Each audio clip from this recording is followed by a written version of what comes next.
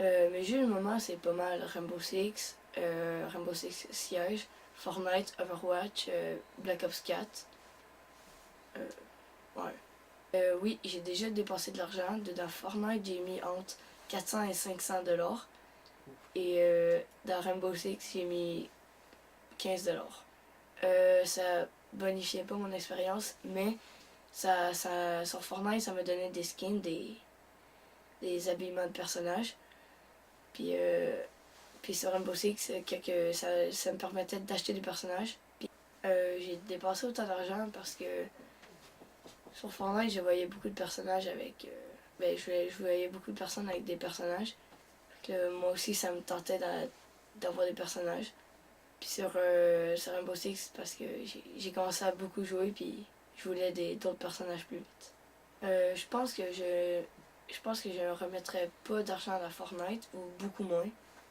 Ben, je dirais aux gens de plus mettre de l'argent dedans, puis de plus jouer pour avoir les lootbox. Les parents de Cédric s'indignent face à ce genre de microtransactions. Ils estiment qu'il s'agit d'un système de marketing malsain. Je trouve ça un petit peu plate de voir qu'ils incitent les jeunes à dépenser de l'argent dans ça. Dans le fond, c'est facultatif, c'est juste les accessoires, le linge, ça n'apporte rien au jeu en tant que tel.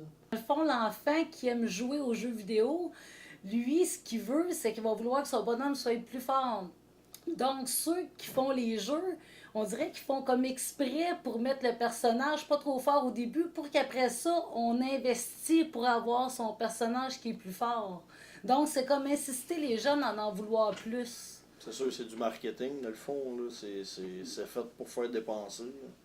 Si c'est vraiment pour rallonger un jeu que quelqu'un se plaît vraiment à jouer, ça a du bon aussi un petit peu. Ben c'est ça, eux autres, ils ont la technique justement ils savent que les jeunes aiment jouer. Fait qu'eux autres, c'est comme s'ils profitent de ça. En même temps, c'est sûr qu'eux autres, ils gagnent leur vie avec ça. Mais en même temps, ça leur porte rien, là, je trouve, dans la vie, là. Puis les jeunes, ils veulent jouer au Nintendo, mais en même temps, ils se privent de plein d'autres choses aussi, là-dedans, là. Quoi qu'on en dise, Fortnite reste l'un des jeux les plus rentables de l'histoire, avec un profit net de 2,4 milliards de dollars en 2018. La Coupe du monde de Fortnite est en cours, avec un grand prix de 30 millions de dollars pour le gagnant. C'était Samuel Montigny pour ATM Nouvelles à Saint-Justin.